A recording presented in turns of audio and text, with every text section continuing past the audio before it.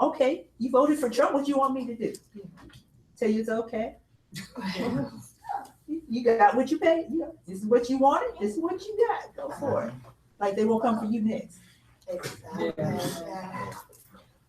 It's interesting when you talked about the low expectations of the white man and what his role is. And I think about first year teachers this year or next year entering into a profession where I teach English. And so it's really difficult to not teach social justice, which I understand is part of my job. And I don't know that all teachers understand that, but I don't know what it would be like to be a first year teacher next year. And to be able to, I just don't know that college prep is teaching people as they enter the profession how to have those conversations. I remember when I was 22, I was my very first year of teaching. It also happened to be 9/11, and it set the tone for everything that I am about a teacher today, because we had to talk about the events of 9/11. And if that hadn't happened, I don't know what would have happened later. But I do know that it set the tone for December, when my students and I were getting ready to read To Kill a Mockingbird. And I teach in a suburban rural school where I typically have maybe 2 minority students in each class. We have a large Samoan population, Black and Samoan students. And we were getting ready to read To Kill a Mockingbird, and I was 22 and didn't really have a mentor at the time, and I wanted to read it aloud.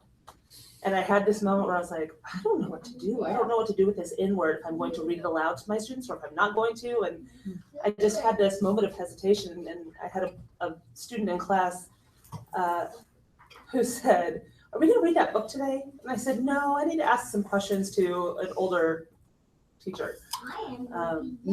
All of whom are white, of course. And I said, there's just some racial vocabulary in the book, and I'm just a little uncomfortable with it. This 22-year-old white girl in the front of this classroom, I'm just uncomfortable. I don't know what to do. I'm really probably thinking I don't want to get fired. And the student said, oh, is that because you don't know what it's like to be a Black student here? I said, well, that's true. I don't. And he was like, Miss Thompson, come here, have a seat. And so he got up from his desk, and he had me sit down, and he walked to the front of my room and got behind my podium and said, for the next 40 minutes, I'm going to tell you guys what it is to be a Black man at Fort Osage High School. Wow. And I sat there in that desk, sobbing white girl tears, and thinking, oh, I really hope I don't get fired, but also thinking, I am never going to forget this moment. And when I see that kid at the gas station, because that's where you see everybody in my town, he has always consistently said, you're still having conversations in class, right? But it goes back to, we're never taught that. I was never taught in any sort of preparation. It's never been part of PE. It's never been a conversation among my colleagues on how to have tough conversations in class, whether it's about class, gender, race. There's no preparation for that. And if I hadn't had those 2 personal experiences, I don't know if I would now. I have no idea. So I would say that as a social studies teacher, engaging in these conversations, the context is so important, and understanding the history. Jose started by saying, we have to deconstruct race, and we're constantly looking at our current context. But this has been the system since the foundation of America, right? We're not in a post-colonial system where we are now decolonized. We are in a neo-colonial system that reinforces the same hierarchy based on race, gender, and class, like you were saying. And it is like a pimp game because it's a hustle. If you look back, the system is designed to divide us, so in part that the wealthy class can get wealthier. So when we talk about the economic system of racialized capitalism and learning about how that structure reinforces itself, we add clarity to that in our conversations. Derek was talking about in the speech this morning, acting with intentionality. So not just to have the conversations and open the space, but what's the purpose of those conversations with our students? And then what are the purpose of those conversations within our own spaces? But the challenge that I would love to hear some feedback from the room on, where I get tripped up in trying to engage in these conversations in various spaces, is the power of denial. It's almost like if you can't get past somebody's emotional entrenchment of denial of facts, right? Alternative facts.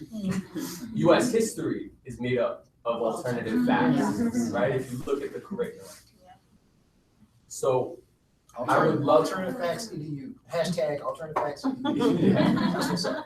How do I begin to engage in those conversations with people, and how do I get past their levels of denial?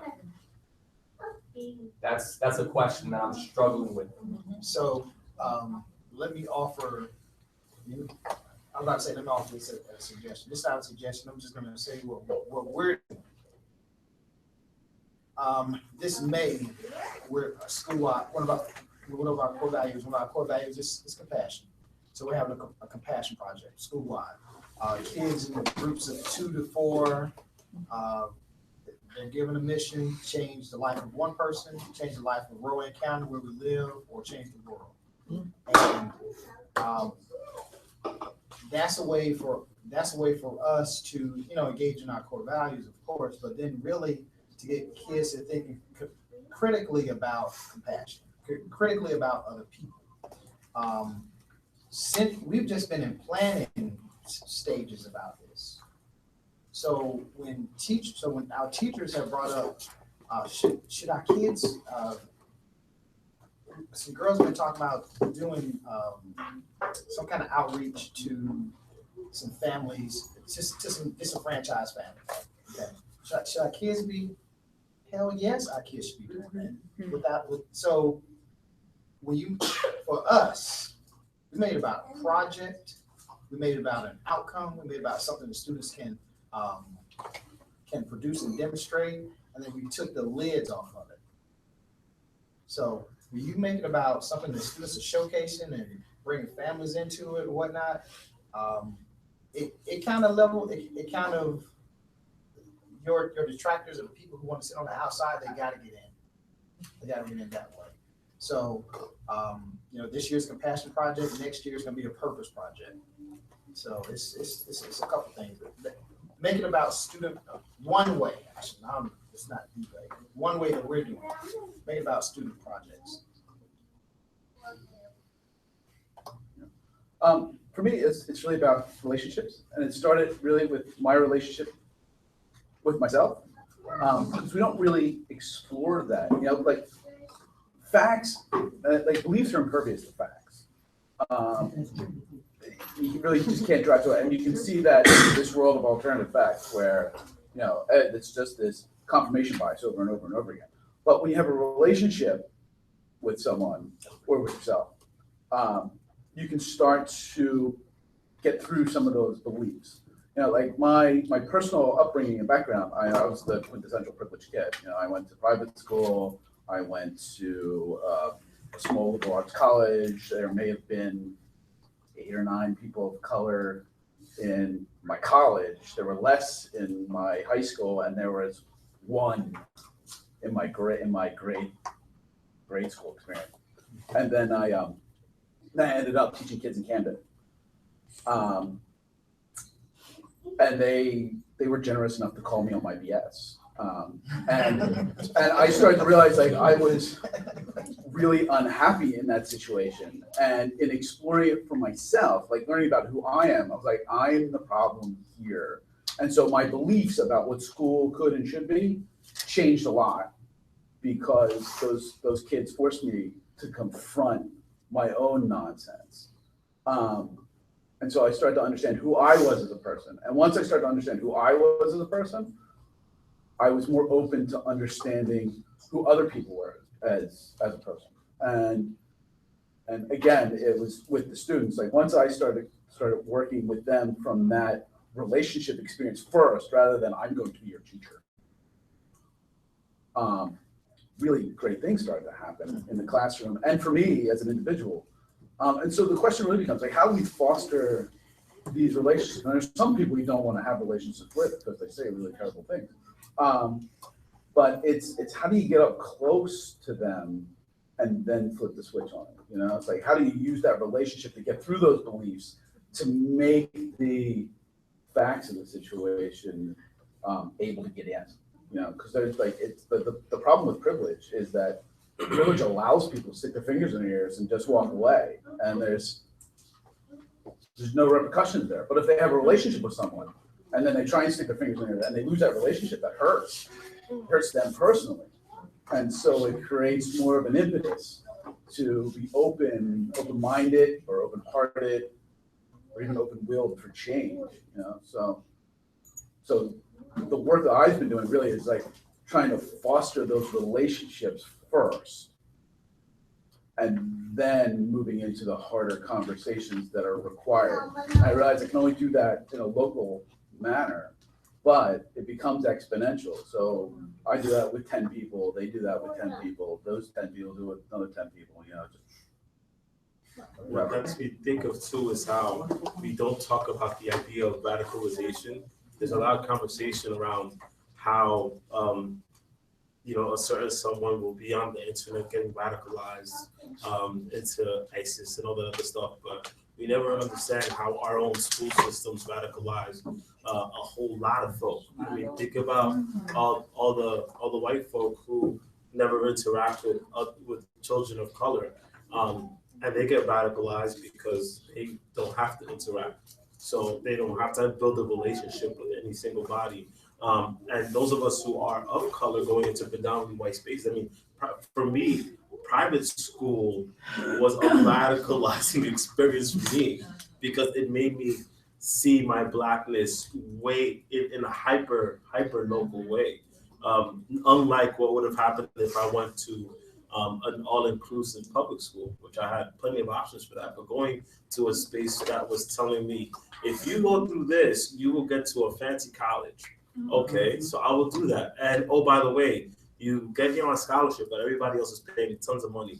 Okay, that's cool. Oh, and by the way, you're gonna have to go through all these traditions too, including slight uses of the N-word by teachers, and other ways in which you can get, for lack of a better word, niggerized. Those are radical. That's radicalizing a lot of the folks, and then they'll tell someone like me, oh, by the way, you're gonna be the only one in the honors class because you are the exception, which means that all of my friends are not very exceptional. I mean, and my friends being of color, then that also would radicalize someone like me, wouldn't it? I would then want to turn to radical books and say, how the hell am I going to do this? Like, I would be the one to go grab a gun and start saying, hey, like, I'm going to be more Black nationalist than I would have been if I had just had good relationships with all the people around me. So these are things that I'd love for people to think about because in the era of trying to be woke, right? There is this lack of humanity that I think that gets exposed when we don't have strong relationships within our schools, within our communities, and it takes a long while for folks to really start understanding where their situation is when they come into environments that are way more inclusive. Something to consider. So yes, new voices, please. One thing that I want to point out, and you alluded to when you talk about guns and radicalization, is just technology. The number one thing you can do right now to resist white supremacy is ask questions about technology. I'm not a teacher, I'm a technologist, I'm a database guy, and it is the number one weapon right now for white people around the world. This is why there's cyber units in Israel. This is why we see the Trump administration and 26% of people seem really, really loud right now, is because of technology.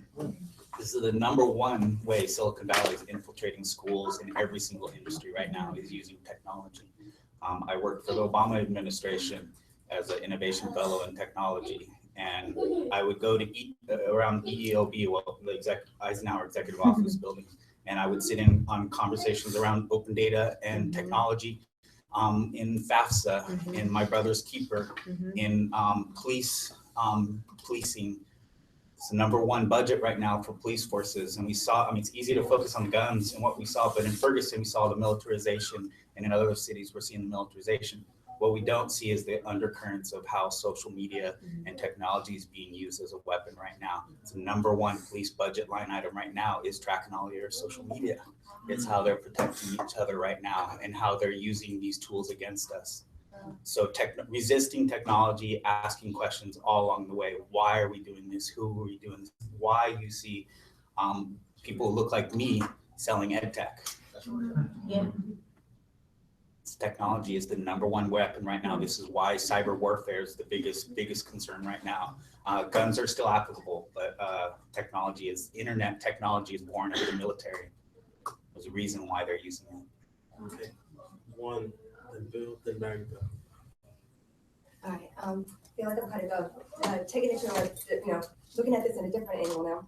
But I've grown up being the only one of me, So I've never enjoyed the privilege of being part of a majority. I have no idea what that feels like. One of the things, though, it's comfortable for me to be is around a lot of progressives. I choose to work among progressives. I don't live among progressives. I live like outside of Philadelphia in the suburbs, and I believe that my county may have went Republican. I don't know, but at any rate, I had this very interesting conversation with this young social worker. He works at the shelter that feeds into our school. And he said something, we were talking about the election and everything like that and trying to process it. And he said, he goes, what we have to do is actually become missionaries to these areas that are not exposed to progressive thinking. Because we have so many areas where you could go to the middle of, the United States, or where some of you are from, in which it actually feels like a foreign country than, living in where we do. So I think it's like being brave enough to get out of that comfort zone of being amongst your people, whether it's, race, whether it's class, and moving to somewhere or being able to interact and start talking to people so that they see the point of view. Because I really do think, speaking, kind of jumping off with what Renee said, was that, you may want to sit here and convince me that you don't hate me, but you certainly did not care about me when you voted that direction. And it's like, and the election in itself, because I think at the point, that everything, came out the way it did, any conservative friends at that point, because you just started losing them, or they just started, kind of becoming silent or something like that. But I think that the thing is that you kind of came to the point, it's like, so if you didn't care about me, were you really my friend in the first place, Or was it really nice to just know a brown person, So it's, going back to like, being, I think that some of the action is kind of big and kind of, you kind of have to take yourself out of that comfort zone. I remain in this area, that one area that I live in, even though it's definitely not the most comfortable place to live in, and yes, it's kind of difficult for my kids. My son had to confront kids about chanting "Build a Wall" in his school, and told a kid who was wearing "Build a Wall" T-shirt, like, "Yo, that is like hate speech. You cannot wear that at school," And he didn't go to the administration. He didn't go to the teachers who did absolutely nothing about it. He did it himself, and thankfully he's a little bit of an intimidating looking guy. So, he's getting to stop wearing the T-shirt. But he had to do it on that level. But I know it's like sort of. There's a lot of thoughts that I have about this, and I think it's, I'm so glad that we're having this conversation because I don't know how to organize my thoughts. And, I find myself being part of this and part of that, but I feel like what we do need to do is, certainly it's nice to network, but networking with a purpose.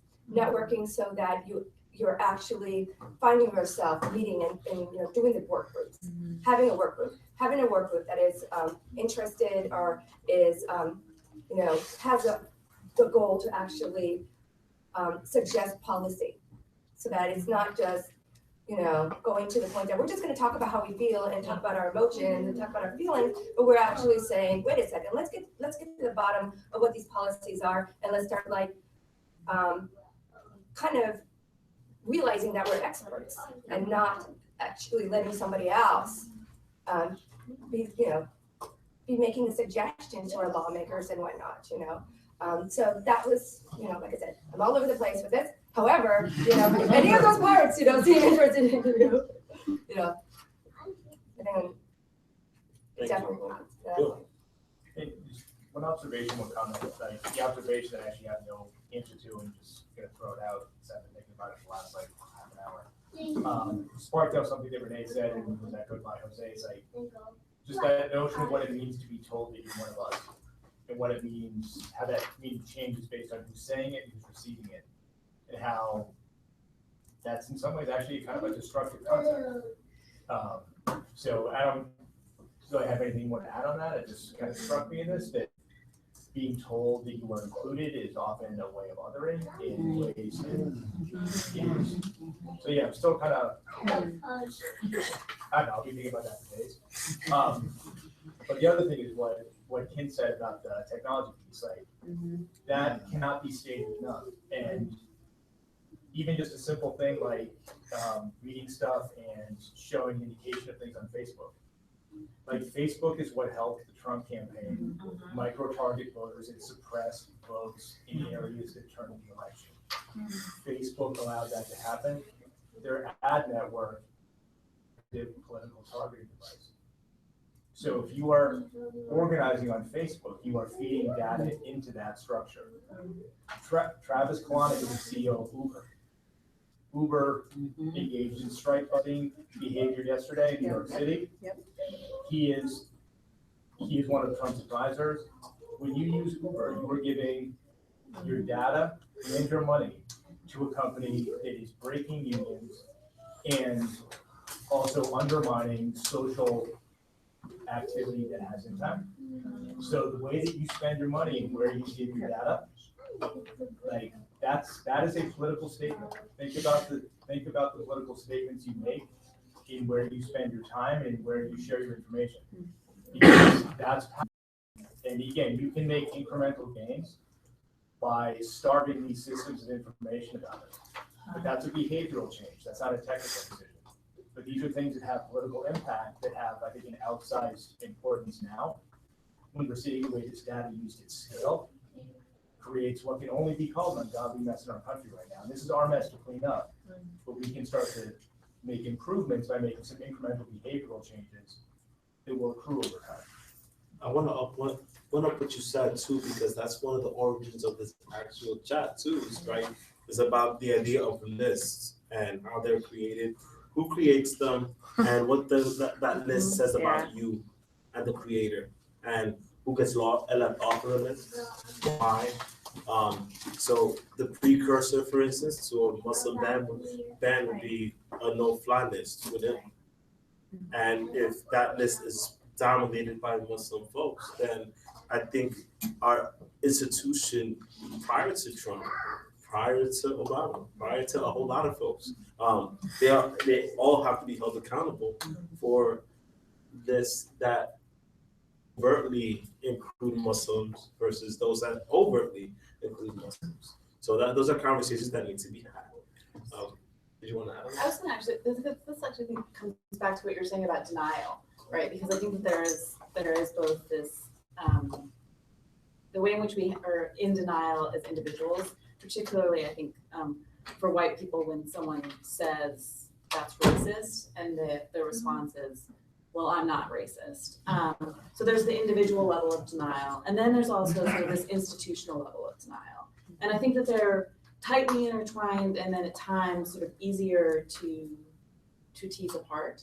And I think it is fairly easy to point to institutional policy right? We can point to systems and structures in our education system, for example, and say institutionally we have reinscribed, we've created these sort of racialized differences institutionally. And we can point to the institutional policy level, we can point to the history, we can point to the practices, we can point to the technologies and the ideas that perpetrate that. I think for some people it's easier to point to the institutional thing rather than the individual. But we're all culpable. We're all culpable as in it. And so I think that the denial piece is really important because I think it is easier for some people to help them not perhaps break through the denial, but to have think about the ways in which these things occur institutionally, not for absolution. This is never about absolution, but in order to sort of identify that these practices, we're part of these practices that you may or may not have individual decision making in, but we're absolutely implicated in them. And you can't really deny that. Well, I mean, you can. First of all, I apologize for the chatter. Absolutely No. not. Seriously? Educon. Look at that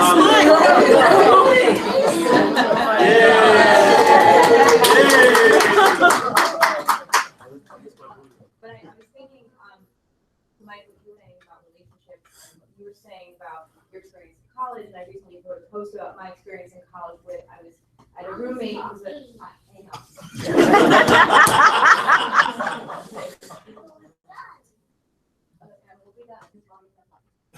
But I lived in college, I lived in a house.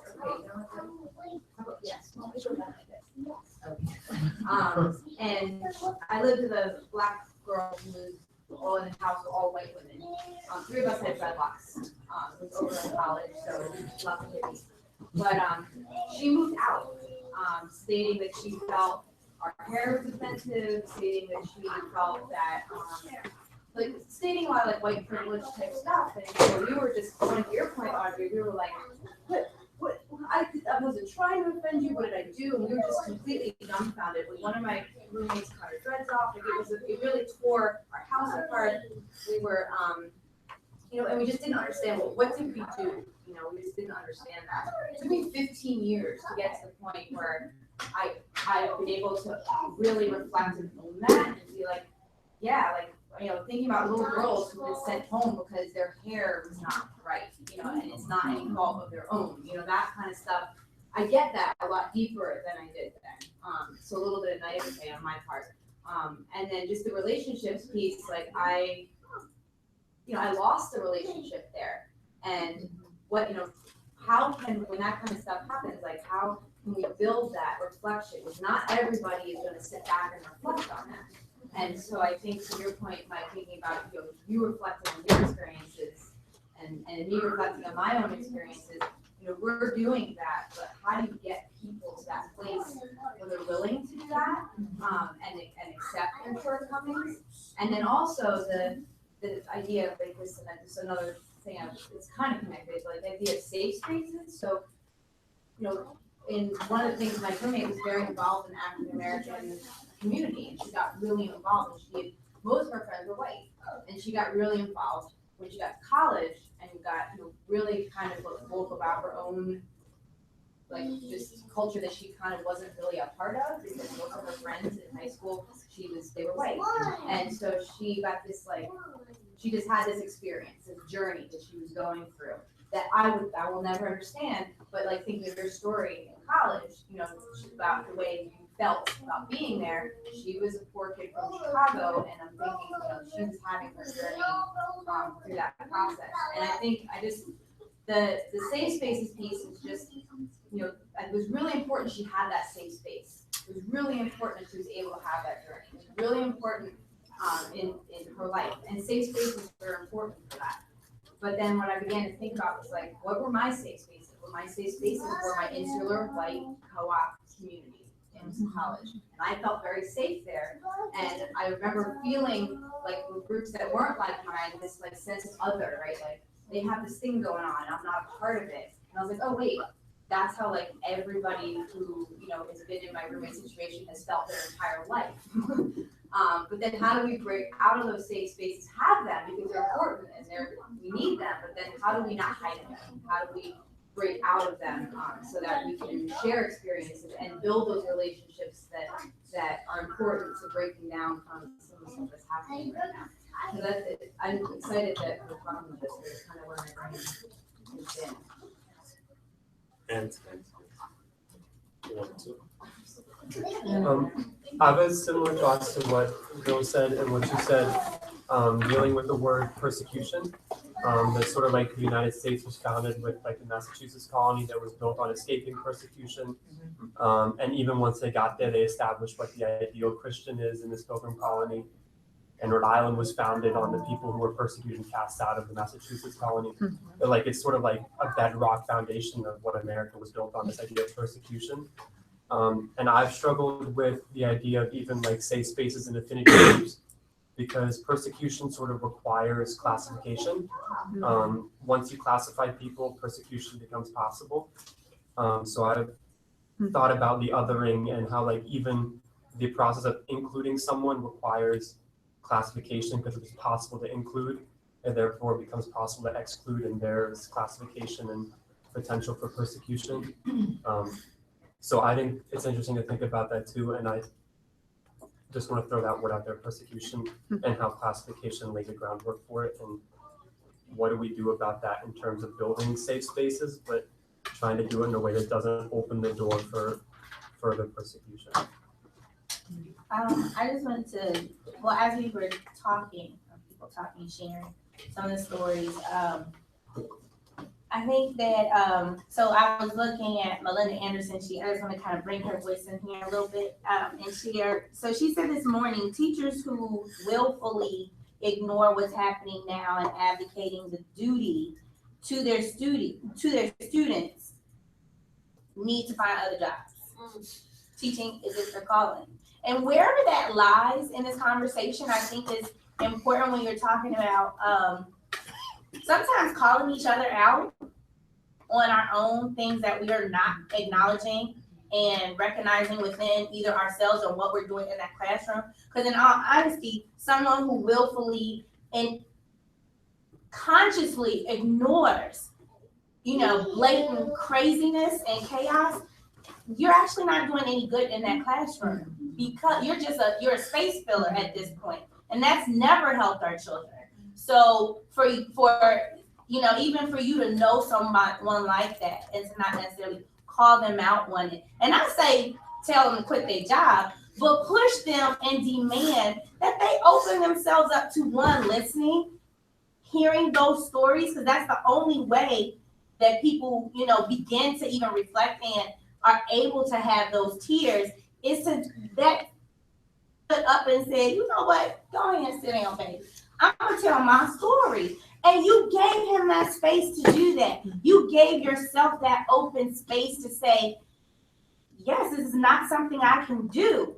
We can't do everything in that classroom by ourselves. We have to be able to be open to allow our students to teach us and tell us their stories and teach us who they are and how they are felt uncomfortable everywhere.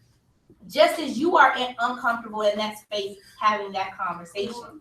It's a part of that growth. So, again, not to say that everybody needs to just quit their job, but,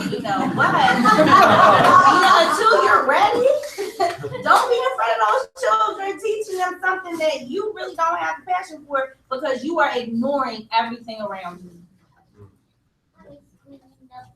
But nobody ever tells us that. Right. No, That's yeah, a piece of black friends.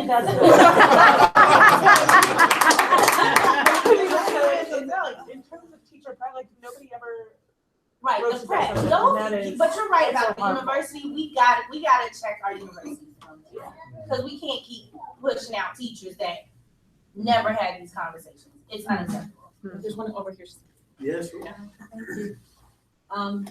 I currently live in New York, and I will soon be relocating just north of Manhattan, and I've done some work in New York City schools, the quote failing schools, where I believe that one of the favorite methods of educating students of colors, what I call the plantation model, where the white teachers stand in the hallway and make the black students march down the hallway in lines. I've never seemed to get a chat with a Teach for America student who was doing that and saying, have you ever really thought about what that is conveying to the students? And he's like, well, what are you talking about? I don't do well bringing this stuff up. I am bad at it. I am afraid. And so the only way I know how to talk about it with other white people of privilege is through ideas and intellect.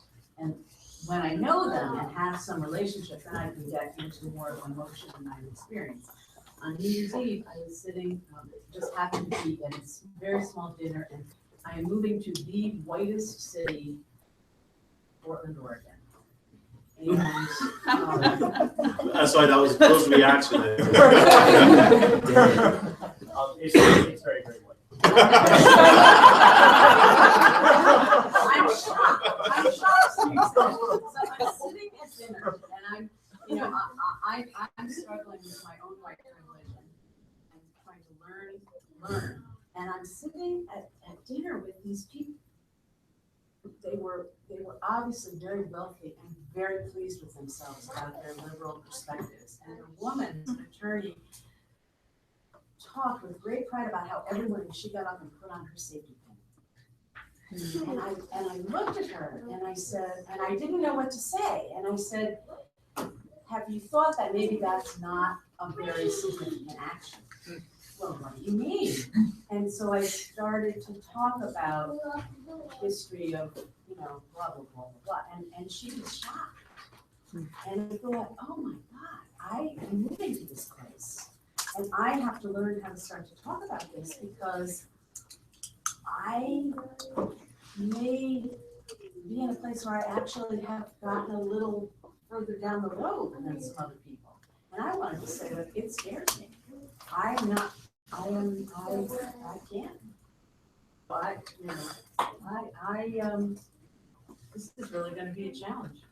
I believe in you. You got this. Go ahead. You got the power. America's a safe space. Yes. You have to be cavalier about that though, but Never. be wise. Yeah. Be wise. I mean, this is serious stuff. People get killed over this. Yeah. Yes. It's nothing to play with. But you can be wise about how you have these discussions with people. Back to what our friends say, because some people choose to believe.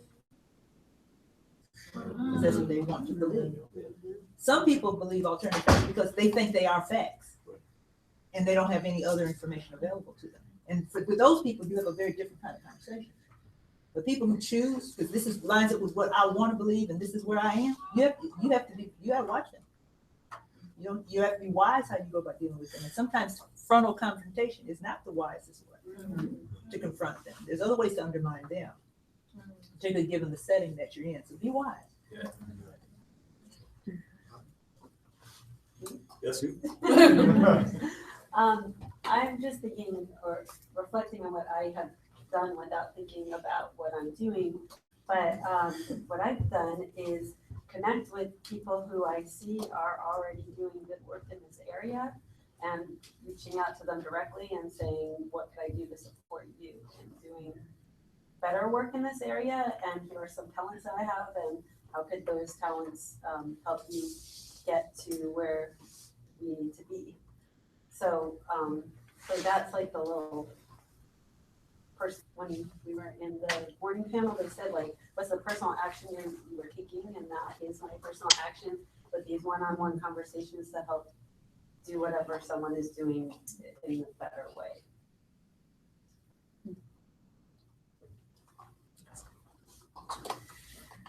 And just on the topic of wisdom, and also to connect some of the things shared, I think something that I'm working on is figuring out,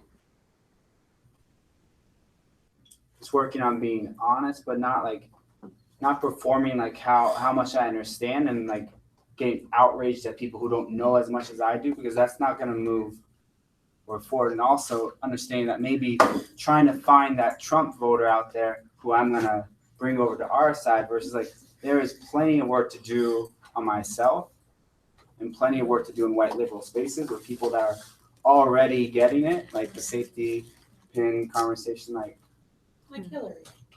Hillary. So I think being intentional, being strategic, and also understanding that me getting outraged is actually not, it's more about making myself feel good than actually being productive, which is what I want to do is dismantle the system, not just perform how much I get.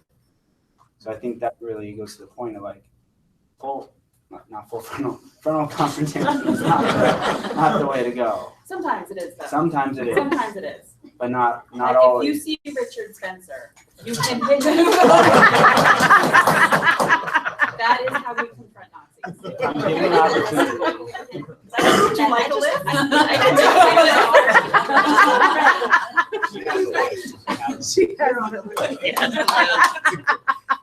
We're including a lot of folks on the list. Sorry. No, you're not. So I just always think about curriculum. Because I always start with my classroom, and I feel like that's where my safe space is.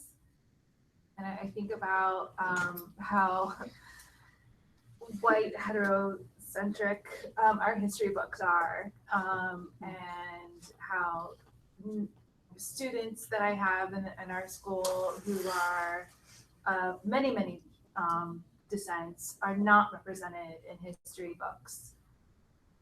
And so the other day I was actually looking for a picture of a baby, and I did a Google search like baby, and it was all white babies that popped up on the Google search. And my perspective wasn't, well, first it was like, oh my God, there's so many white babies, but also too that what is a student of color when they do this Google search, what does that mean? That they are not represented. It took me 4 scrolls down to find a baby of color. And we make a conscientious effort to make sure that those are visuals in our school, because we do have such a wonderful cultural mix. However, it's not just white and black in history books. It's white, black, Latinx, again, moving away from this heteronormative history that we have in our schools that isn't our children's lives anymore. At least in the city, and many other places. So that's kind of like what I always ask myself before I do something in my classroom is, how can I best represent the population, not make a student feel left out of this conversation? And then when they are, and if I can't get around it, how do I bring this up? And how do I make sure that they're heard, or that they have the space to voice their not being included in that history? So I thank you for that. And all of these suggestions are super helpful, but I think right now I'm really embracing that feeling of being uncomfortable. And part of that is, it goes back to what Ben was saying earlier with that idea of persecution. In the history books, we look at this, or we may look at this as white nationalism, a new era of white nationalism. But it feels more like tribalism. And we're reverting back to tribes, whether it's like a white supremacist tribe or the KKK, or our own cultural, religious, whatever those tribes are. And one thing that's hopeful is that I feel like this is a tribe that I identify with. My tribe are educators who are woke, who are doing this work. But at the same time, looking at the trends, lives are literally on the line, right? School to prison pipeline, mass incarceration. You look at police militarization, and within 1 week we have 2 mass protests, which is exciting. But at the same time, at what point is there going to be that shift where the state power has to assert itself and make a statement, and perhaps those protests and the suppression of those protests and democratic voice become violent? And then when that happens, where do we stand? How do we engage in those conversations in our classroom? Even just a while back, looking at Oaxaca in Mexico and the violent oppression of not only teachers, but also students going missing. And I hope that that's not the direction we're moving, even though it feels like that. But I really do think that things like the Philly, I'm from Jersey, but coming here and seeing the Philly educators partnering with Black Lives Matter and things like that, and finding the intersections is definitely helpful as I walk out of this space. And the comment about technology, if we are a tribe and this is warfare, and this is like guerrilla warfare, I don't mean like literally we're gonna arm up yet. But I'm saying like if it's, you know what my question is, as a young educator coming into this space and beginning this work in this era, how can I begin to prepare myself emotionally and psychologically to do this work for my life, for a career, and like survive and intact and whole? I'm so glad you said that, because that's exactly when I said I was tired when I started. So I'm not at the beginning, but I'm also not at the end. But at being 49 and growing up in Ocean City, New Jersey, where I was the only one, I was like the opposite of you. I spent my whole childhood explaining to people and being calm and building relationships, and that takes work, and it takes energy, and it takes patience, and it takes suppressing a lot of things so that I can have that conversation calmly with you to explain why I wash my hair very similarly to you. I actually have that conversation with people, how do you wash your hair? That takes a lot of energy, and it takes a lot of patience. And at 49, I feel like I'm running out because I'm tired, and I know I can't be tired. And so coming out of here, and this may not happen in this place, but I would love to connect with people, is how do I continue? Because it's been going on for my entire life, which isn't the end at all, you know, but I'm like, I still have the passion. I will always protect my children that I teach with a passion, but I'm running out of patience to make those powerful connections, to be that calm voice when it needs to be, or to punch somebody in the face when that needs to happen, which I'm getting much closer to. So I would love to, seriously, I would love to connect with people here going forward, and how do you continue that longevity of the struggle and being that person. I think we have to wrap it up soon, but I'm gonna tell a little story, because geese, you know, fly in a V, right? And the head goose doesn't fly at the head the whole time, right?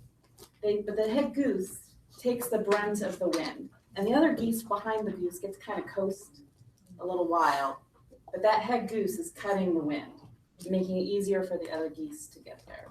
But after a while, the head goose drops back, right? The head goose drops back, and another goose steps up, right? And another goose steps up, and the other goose decides to be the person who's going to cut the wind. And another goose gets to go to the back of the V and rest a little. And like, that's what we got to do, because we have a long way to fly, right? And so we just have to tap out, and sometimes you're going to be the head goose, and sometimes you're going to be the person that's breaking the wind for everybody, and sometimes you're tired, and someone else has to lead the V. I'd like to hear from Mr. K. I would definitely second that, especially in the talk was that you have permission to be tired. You can be tired because this stuff is tired. But also I'd say, just to plug into what you said, is that we always remember that we have elders with us who have been through these things. And we aren't the first people to have gone through these things. And I remember the day after the election, my dad happened to be he's in the helps my kids with the writing sometimes. He happened to be there, and he saw the kids processing their grief and all of that. And it really did mean something to them to see him get in front of them and say, well, I remember 1968 when he talked to them. And those conversations really meant a lot to my students, and they felt peace when they left out. It says, we've been here before, we've overcome this before, it's going to be hard work, but we're capable. And I think teachers need sometimes the reminder of that too. There was a teacher who prepped people to get on Freedom Ride bus and go down. There was a teacher who provided, we are not the first, and we will not be the last generation. We'll be somebody's elder soon, and we'll be telling them how to survive. And so I think just remembering not to leave folks who can't march physically anymore out of the game. Make sure we plug in, and make sure we tap into their knowledge, and tap into the perseverance and all the stories that they have to say that really buck us up. And so we can be tired, but also let's not fool ourselves into thinking that this is just our generation's fight. And there are a lot of people who have a lot of survival techniques that we have not thought of yet, and we need to not be so arrogant that we would not tap into it now. Our call, I think, before we go, our call really is to do that, to continue the work that I started many, many years prior to us. Anybody who knows me from any space knows I'm humbled enough to say that I've stood on the shoulders of giants, right? And, whether the giants are, not here in the physical form, if they're here right in front of me, folks who I look up to on a daily basis for guidance. What's going to really move this work is really, more than anything, is squad. It's team. It's there's only so many. I think Donald Trump has taught a few of us, he's going to throw about 10 to 12 different things for you to be real angry about. And there's only so many things that we individually can be angry about at once, right? But if all of us decided that we were going to separate, or at least build on principle and say, okay, we will all fight against this and how we're going to do it. Educators, we need to find a way to tap into this movement in a way that we have done so before, and we will have to continue to do so. And if we can't tap into every single piece of anger, there's a few things that will definitely be appropriate for us to step into. That includes making our kids feel safe in our classrooms, and keep asking them questions and having them become question makers, because we need so many more of them. So that's a part of our work. And of course, you can always just keep dialoguing about this too. The work does not end here. This is a nice sanctuary. This school's a nice sanctuary. And then what happens when we're no longer, so many of us are still in the safe space when we walk out, but some of us aren't. What happens with that when we step out of this building? Was that it? Thank you all for coming. Thank you.